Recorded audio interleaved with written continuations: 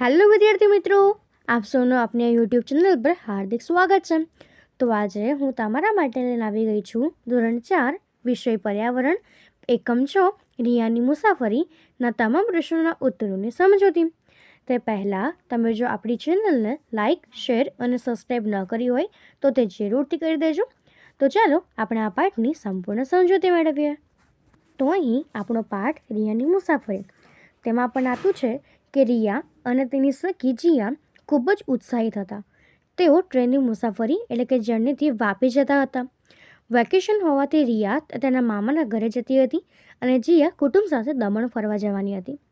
બંને કુટુંબને સાથે જવાનું નક્કી થતાં રિયાના પિતા બંને કુટુંબ માટે 15 દિવસ પહેલાં જ રેલવેની ટિકિટનું બુકિંગ કરાવી આવ્યા હતા. તેમની મુસાફરીના માત્ર 2 દિવસ બાકી હતા ત્યાં જીયા ખૂબ જ બીમાર થઈ ગઈ. ડૉક્ટરે તેને આરામ કરવાનું કહ્યું હતું. તેથી જીયાના કુટુંબે તેમની ટિકિટ રદ કરાવવી પડી. બંને સખીઓ ખૂબ દુઃખી હતી કારણ કે તેઓએ મુસાફરી વખતે શું કરશે તેના કેટલાક આયોજન કર્યા હતા. પણ જીયાનું જવાનું બંધ રહેતા રિયા નિરાશ થઈ ગઈ. જીયાએ કહ્યું કે મને એક યુક્તિ સૂઝે છે.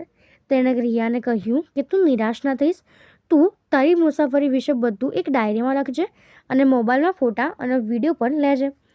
તું જ્યારે પાછી આવે ત્યારે હું ડાયરી વાંચીશ અને તથા ફોટા અને વિડીયો પણ જોઈશ. રિયા તેના ઘરે ગઈ, એક નોટબુક અને પેન શોધીને તેના થેલામાં મૂકી.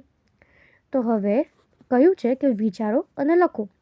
તો આપણો પ્રશ્ન છે, તમે કયા કયા વાહનોમાં મુસાફરી કરી છે? તેનો જવાબ થશે કે અમે બસ, રિક્ષા, સ્કૂટર, બાઇક, ટ્રેક્ટર, ટ્રેન, છકડો, મોટરકાર વગેરે જેવા માં મુસાફરી કરી છે. બીજો પ્રશ્ન છે કે બીમાર અવસ્થામાં જીયાએ મુસાફરી કરી હોત તો શું મુશ્કેલી પડત? તો બીમાર અવસ્થામાં જીયાએ મુસાફરી કરી હોત તો તેની તબિયત વધુ બગડત અને તેને પૂરતી સારવાર ન મળત, જેના કારણે કદાચ તેને તકલીફ પણ પડત. તો હવે એના પછી આપણો પ્રશ્ન છે કે રિયાની ડાયરી. તો અહીં આપણને આપ્યું છે કે આજે પૂનમ એટલે કે ફૂલ મૂન દિવસ હતો. અમે સાંજનું ભોજન કરીને રિક્ષામાં બેસીને ગાંધીધામ રેલવે સ્ટેશન પહોંચ્યા. થોડીક વારમાં ટ્રેન પ્લેટફોર્મ પર આવીને ઊભી રહી. અમે જોયું તો ટ્રેનમાં મુસાફરો બેઠેલા હતા. ટ્રેન સાંજના 7:50 કલાકે કચ્છ જિલ્લાના મુખ્ય મથક ભુજથી ચાલી હતી. અમારી ટ્રેનનું નામ કચ્છ એક્સપ્રેસ હતું. જ્યારે અમે અમારા ડબ્બા પાસે ગયા ત્યારે ખૂબ જ મૂંઝવણ હતી.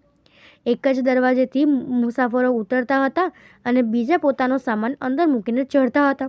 થોડું ધક્કામુક્કી જેવું જણાતા પપ્પાએ કહ્યું કે ટ્રેન અહીં 20 મિનિટ ઊભી રહેશે, એટલે આપણે શાંતિથી ચડીએ, ઉતાવળ કરશો નહીં. અમે અમારા ડબ્બામાં આવીને અમારી બેઠક શોધીને સામાન યોગ્ય જગ્યાએ ગોઠવીને બેઠા. સમય થતાં ટ્રેન ઉપડી અને ત્યાં સુધીમાં મોટાભાગના મુસાફરો પોતાની બેઠક શોધીને બેઠા. મને અને મમ્મીને બારી પાસે બેઠક મળી અને પપ્પા અને હિમાંશને વચ્ચેની સીટ પર બેઠક મળી. અમારી સાથે બીજું એક કુટુંબ પણ ડબ્બામાં હતું. તે આગળના સ્ટેશનથી બેઠા હોય તેવું લાગ્યું. તેમની સાથે અમારી ઉંમરના 2 બાળકો પણ હતા. તેમણે 2 બેઠક ઉપરની અને 2 બેઠક બાજુમાં ઉપર નીચે મળી હતી. એના પછી છે કે થોડાક સમય પછી ટિકિટ તપાસવા માટે ટિકિટ ચેકર આવ્યા. તેમણે અમારી ટિકિટ ચકાસીને ખાતરી કરી કે અમારી યોગ્ય બેઠક પર બેઠા છીએ કે નહીં. તો હવે આપણો પ્રશ્ન છે કે રિયાના પપ્પાએ ટ્રેનના ડબ્બામાં શાંતિથી ચડવાનું કેમ કહ્યું હશે? તો એનો જવાબ થશે કે ટ્રેન સ્ટેશન પર 15-20 મિનિટ ઊભી રહેવાની હતી. તેથી ટ્રેનમાં ચડવાની ઉતાવળ કરવાથી પડી જવાય, એના કરતાં શાંતિથી ચડવાથી તેમણે સલાહ આપી. બીજો પ્રશ્ન છે, તમે મુસાફરી વખતે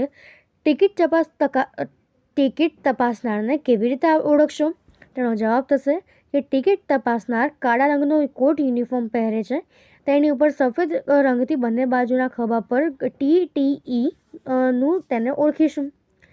એના પછી છે કે ટિકિટ તપાસનાર ટિકિટમાં કઈ વિગતો તપાસીને ખાતરી કરે છે એ તમારા શિક્ષક પાસેથી તમે જાણી શકો છો. તો હવે એના પછી છે કે અમારી ટ્રેન 1 કલાકમાં ચાલી હશે તે સ્ટેશન આવ્યું અને ટ્રેન ઊભી રહી. મેં બારીમાંથી જોયું તો મને ત્યાં સામખિયાળી જંકશન લખેલું હતું. મેં પપ્પાને પૂછ્યું કે આ સ્ટેશનના નામની પાછળ જંકશન કેમ લખેલું છે? પપ્પાએ મને જણાવ્યું કે જે રેલવે સ્ટેશનની આગળ જવા માટે 2 કે 2થી વધારે રેલમાર્ગ છૂટા પડતા હોય તેવા રેલવે સ્ટેશનને જંકશન કહેવાય છે. આ સ્ટેશનથી 2 રેલમાર્ગ છૂટા પડે છે. આપની ટ્રેન જે માર્ગ પર પરથી જવાની છે તે અમદાવાદ તરફનો માર્ગ અને બીજો પાલનપુર તરફ જશે. 2-3 મિનિટ પછી ટ્રેન ઉપડી. આગળ 2 માર્ગ છૂટા પડતા હતા તે પપ્પાએ મને બારીમાંથી બતાવ્યું. ત્યાંથી અમારી ટ્રેન થોડી આગળ નીકળી. મારી નજર બારી બહાર જ હતી. પૂનમના ચંદ્રમાના પ્રકાશમાં ખુલ્લા મેદાનમાં સફેદ ચાદર પાથરી હોય તેવું દૂર દૂર સુધી દેખાતું હતું. પપ્પાએ મને કહ્યું કે આ કચ્છનું રણ છે અને જે સફેદ ચાદર જેવું દેખાય છે.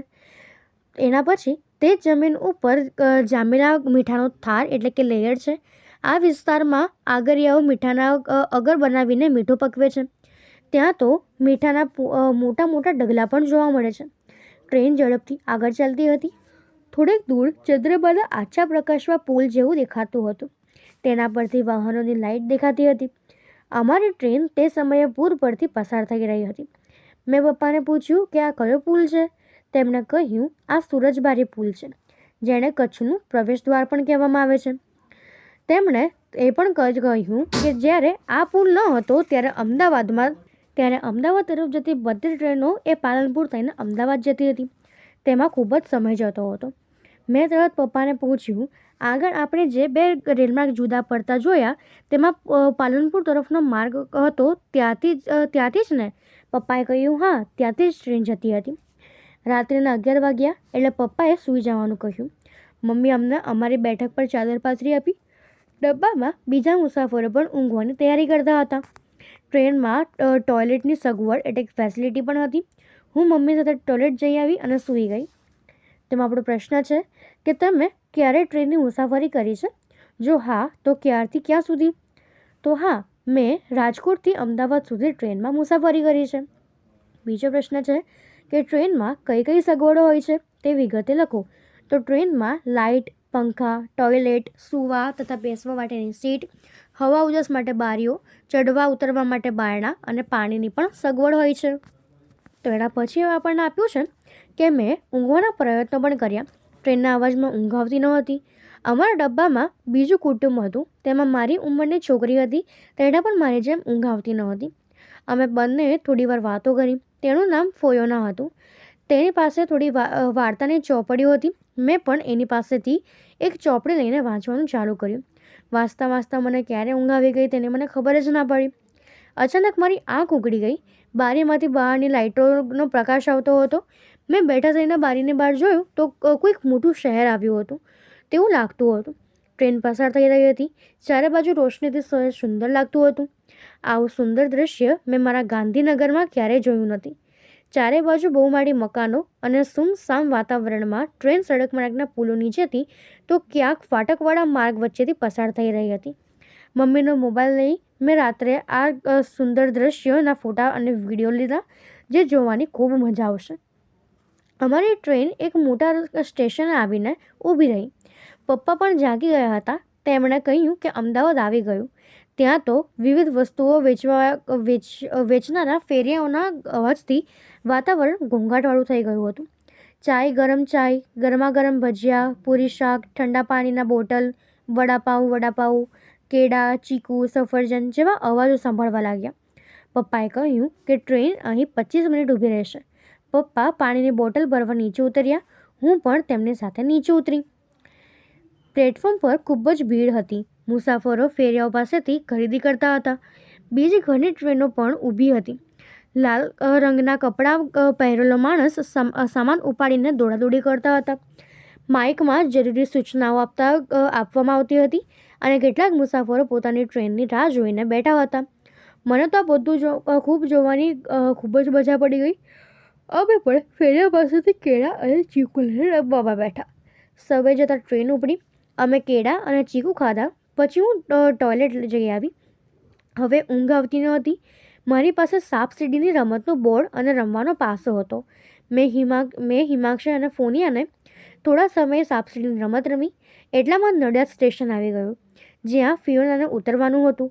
ફિયોના અમને અવાજે આવજે કહીને ઉતરી ગઈ, પણ હું અને હિમાંક્ષ સૂઈ ગયા. તો હવે એના પછીનો પ્રશ્ન પૂછ્યો છે કે તમે ક્યારે રાત્રિના સમયે રેલવે સ્ટેશન માર્ગે કે સડક માર્ગે મુસાફરી કરી છે? તમે તે વખતે રસ્તામાં શું શું જોયું હતું તે વિશે વિગત લખો. તો એનો જવાબ થશે કે હા, અમને રાત્રિના સમયે રેલમાર્ગ મુસાફરી કરી હતી. ત્યારે અમે બારીના ઘણા બધા દ્રશ્યો જોયા હતા, જેમાં શહેર આવતા રોશનીથી ઝળહળતા શહેરો, મોટા મોટા જાહેરાતના બોર્ડ, ટ્રાફિક સિગ્નલની લાઇટો જોવા મળી. શહેરની બહાર નીકળતા કેટલાક કારખાનાઓ પણ જોવા મળ્યા. એના પછી છે કે રિયાએ ચાલુ ટ્રેને અમદાવાદમાં શું શું જોયું તો લખો.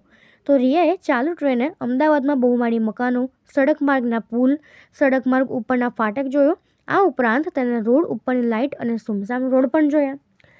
એના પછીનો આપણો પ્રશ્ન છે કે તમે મુસાફરી કરતી વખતે સ્ટેશન પર ફેરિયાઓ પાસેથી ખરીદી કરી છે? જો હા, તો તેની યાદી તૈયાર કરો.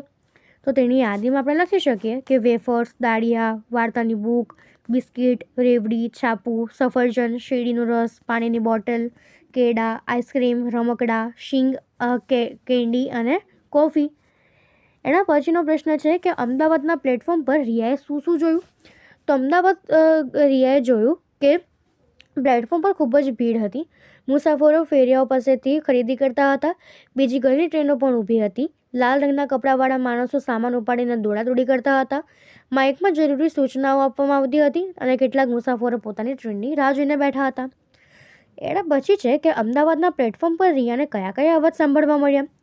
તો અમદાવાદના પ્લેટફોર્મ પર ચાય, ગરમ ગરમ ભજીયા, પૂરી શાક, ઠંડા પાણીના બોટલ, વડાપાવ, કેળા, ચીકુ, સફરજન સૂચનાઓ આપતા રેલવેના માઇકો અને મુસાફરોની ફેરિયા સાથેની વાતચીત વગેરેનો અવાજ રિયાએ સાંભળ્યા. તો આ રીતે આપણે તેના ઉત્તરને લખી શકીએ છીએ. તો અહીંયા આપણું એકમ પૂર્ણ થાય છે. જો તમને આમાં કોઈ પણ ડાઉટ હોય તો તમે તે કોમેન્ટ સેક્શનમાં જરૂરથી જણાવી શકો છો. અને આપણી ચેનલને લાઇક, શેર અને સબસ્ક્રાઈબ જરૂરથી કરી દેજો. Thank you.